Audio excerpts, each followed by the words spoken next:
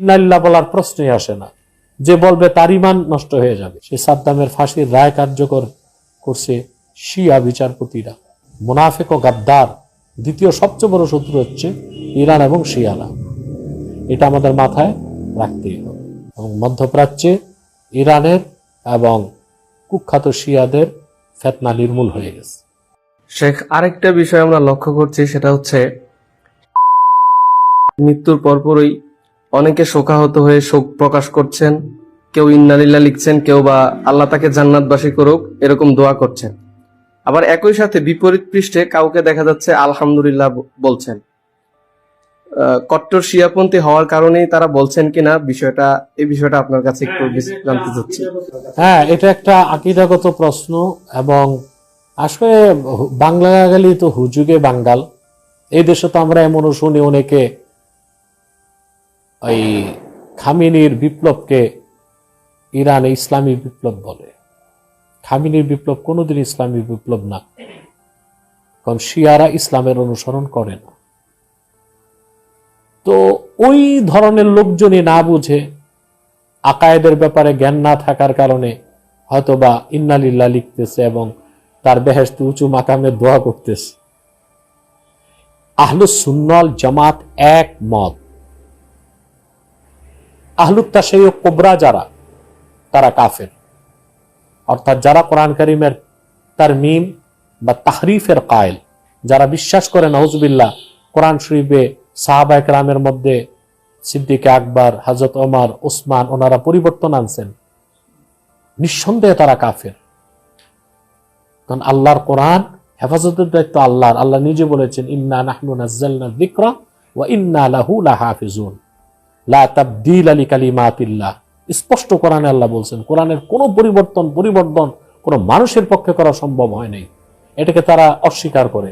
আহলুত তাশাইয়ুহ কুবরা তারা কাফের। যদি সে সেই পন্থী হয়ে থাকে তাহলে তো ইন্নালিল্লাহ বলার প্রশ্নই আসে না। যে বলবে তার ঈমান নষ্ট হয়ে যাবে। আর যদি আহলুত তাশাইয়ুহ সুগরা হয়, এরা কারা? এরা হচ্ছে যে তাদের আকীদায় সাহাবায়ে কেরামকে তারা গালিগালাজ করে না, বা কোরআন কারীমের কোন আয়াতে তাদের শক নাই, তারমিম বা তাহরিফের কায়েল না। শুধুমাত্র হযরত আবু বকর, হযরত ওমর, হযরত ওসমানের উপর হযরত আলীর ফজিলত প্রমাণ করতে চায়, ফাওকিয়ত। তাদেরকে আমরা বেদাতি বলি, আহলুত তাশাইয়ুহ সুগরা। সে যদি সেই পন্থীও হয়ে থাকে তবু ইন্নালিল্লাহ বলার কোনো সুযোগ নেই। এরপর আবার বলা হয়ে থাকে যে প্রেসিডেন্ট সাদ্দাম হোসেন সহ সিরিয়ার যে সকল শিশুদের উপর, নারীদের উপর নির্যাতন, হত্যাযজ্ঞ চালানো হয়েছিল, তার পিছনে ইরানের প্রেসিডেন্ট ছিল। যার কারণে আমরা দেখতে পেয়েছি প্রেসিডেন্ট মৃত্যুর সংবাদ ছড়িয়ে যাওয়ার সঙ্গে সঙ্গেই সিরিয়ার বেশ কিছু অঞ্চলে রাস্তায় মিষ্টি বিতরণ করা হয়েছে। তো এই বিষয়টি শাইখ আপনি কিভাবে দেখছেন? আপনার মূল্যবান মতামত আশা করছি। হ্যাঁ, ইরাকে প্রেসিডেন্ট সাদ্দাম হোসেনের মৃত্যুর পিছনে এবং ঈদের দিন আরব বিশ্বে মুসলিমদের পক্ষে সিংহপুরুষের ভূমিকা পালন করতে প্রেসিডেন্ট সাদ্দাম হোসেন। কার্যকর করছে শিয়া বিচারপতিরা। বর্তমানে ইরাক এটা এখন সুন্নিদের হাতে না, সবকিছুর পিছনে রাইসির হাত ছিল। এবং সে যখন এই কাজগুলো করছে, তখন সে বিচারপতি ছিল তেহরানে। অতএব প্রেসিডেন্ট সাদ্দামের ভক্ত অনুরক্ত যারা তার যে মিষ্টি বিতরণ করে থাকে, ওটা তো তাদের ব্যক্তিগত বিষয়ে চলে যায়। আমি বরাবরই বলেছি যে মধ্যপ্রাচ্যে মুসলমানদের সবচেয়ে বড় শত্রু,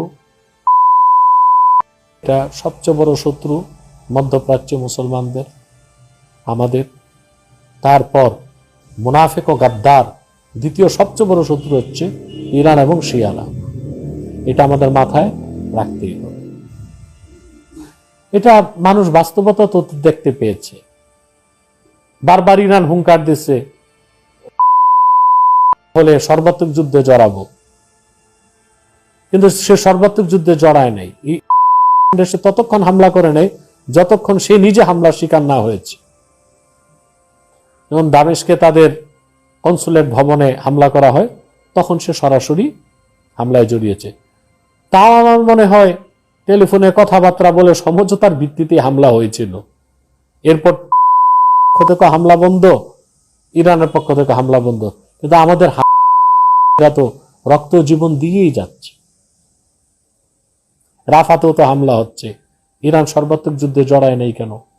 এই বিষয়গুলো আমাদের বিবেচনা করতে হবে। আমরা আসলে আল্লাহ মাফ করুক, এই যে হুজুগে বাঙালি, এই কথাটা আসলে আমাদের ক্ষেত্রে মনে হয় প্রযোজ্য হয়। আমরা অনেকটা না বুঝেই আবেগ প্রবণ হয়ে অনেক কথা অনেক সময় বলি, কিন্তু কোন কথার কারণে আমাদের আকীদায় আঘাত আসে, কোন কথার কারণে আমাদের নিজেদেরই মান নষ্ট হয়ে যায়, ওই দিকটা আমরা মোটেও লক্ষ্য রাখি না। আল্লাহ আমাদেরকে হেদায়েত করুক, হেফাজত করুক। এবং আমরা চাই আমাদের জীবদ্দশায় আমরা দেখতে চাই বিশ্ব মানচিত্র থেকে মুছে গিয়েছে এবং মধ্যপ্রাচ্যে ইরানের এবং কুখ্যাত শিয়াদের ফিতনা নির্মূল হয়ে গেছে। সেইটা হচ্ছে যে আমি নাকি এই 17 মাস ধরে ডক্টর মোহাম্মদ ইউনূসের কোনো সমালোচনা করি নাই। ডক্টর মোহাম্মদ ইউনূসের সমালোচনা আমি করতে শুরু করছি ডক্টর মোহাম্মদ ইউনূস যখন থেকে সমালোচনার কাজকর্ম করতে শুরু করছে তখন থেকে, অর্থাৎ উনি রাষ্ট্র ক্ষমতায় বসার 1 মাসের মধ্যে থেকে। এবং এর জন্য আমাকে অসংখ্য কথা শুনতে হয়েছে আমার বিরুদ্ধে। নিউ ইয়র্কে অন্তত 2টা পত্রিকায় লিড স্টোরি হয়েছে যে কেন মানে আমাকে বর্জন করা উচিত, কেন আমার এই অধ্যত্বের শাস্তি দেওয়া উচিত। আমি শুধু ছোট করে বলছিলাম যে মানে যে নোবেল শান্তি পুরস্কার আর শান্তি আসলে এক কথা না, এবং ডক্টর মোহাম্মদ ইউনূসের কাছে কোনোরকম কোনো ম্যাজিক ওয়ান নাই যে তিনি একদিনে সব কিছু সমাধান করে ফেলতে পারবেন। আপনি দেখেন অধ্যাপক ডক্টর ইউনূসের বিরুদ্ধে আওয়ামী লীগ সরকারের সময় যেসব মামলা ছিল সেগুলি সত্য নাকি মিথ্যা সেটা কিন্তু আলাদা বিষয়, কিন্তু সেই হাসিনা সরকার যে ডক্টর ইউনূসকে নানাভাবে চাপে রাখতে চেয়েছিল সেটা কিন্তু সত্য। 82-83 বছরের একজন মানুষকে শ্রম আদালতের 6 তলায় হাজিরা দিতে সিঁড়িতে হাঁটিয়ে উঠানোর ঘটনাও কিন্তু আমরা জানি। সে সময় বিদ্যুৎ বন্ধ করে দেওয়া হতো। শেখ হাসিনাকে আমরা অনেক সময় ভুলে যাই। শেখ হাসিনা কি করতে বলেছিলেন? শেখ হাসিনা বেগম জিয়াকে পদ্মা সেতু থেকে টুপ করে ফেলে দিতে বলেছিলেন। শেখ হাসিনা ডক্টর মোহাম্মদ ইউনূসকে সেই পদ্মা সেতু থেকে চুবিয়ে আনতে বলেছিলেন। এই যে এগুলি যে এক ধরনের প্রতিহিংসা ছিল, আমরা কিন্তু ডক্টর মোহাম্মদ ইউনূসের ন্যায় বিচার পাওয়ার অধিকারের পক্ষে সোচ্চার ছিলাম। আমি ডক্টর মোহাম্মদ ইউনূসকে শুধু ইন্টারভিউই করি নাই, 2024 সালের ফেব্রুয়ারি মাসে আমি দিনের পর দিন শেখ হাসিনার এই কাজগুলি যে অন্যায় সেগুলি নিজের মুখে বহুবার বলছি। কিন্তু খেয়াল করে এই ডক্টর ইউনূস নিজে যখন ক্ষমতায় এলেন, যখন সরকার প্রধান হলেন, তখন সেই রাজনীতিবিদদের স্টাইলই ফলো করলেন। কয়েকটা আপনাদের স্মরণ করে দেই। নিজেকে মামলা থেকে মুক্ত করলেন। অন্তর্বর্তীকালীন সরকারের সময় 666 কোটি টাকা কর মকুফ পেলেন।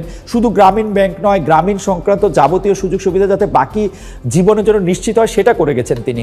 মানে উনি করছেন কি, উনি গ্রামীণ নামে ওই প্রতিষ্ঠান যেটা কি বলে মানুষ পাঠাবে বিদেশে, অথবা নার্স বিদেশে পাঠাবে, গ্রামীণ নামে একটি বিশ্ববিদ্যালয়, সেগুলি তিনি করছেন। আমি কিন্তু বারবার জিজ্ঞেস করছি, বারবার যাদের কাছে জানতে চাওয়া যায়, প্রফেসর আসিফ নজরুলের কাছে জিজ্ঞেস করছি যে আপনি আমাকে বলেন তো যে এটা কিভাবে এটা সম্ভব, কনফ্লিক্ট অফ ইন্টারেস্ট বলে একটা শব্দ কি এই পৃথিবীতে নাই, এটা কি উঠে গেছে এই দুনিয়া থেকে? উনি তখন বলছে না, এটা আগে এটার অ্যাপ্লাই করা হয়েছে, আগে অ্যাপ্লাই করছেন বলেই তো আপনি এটা এখন সাইন করবেন না।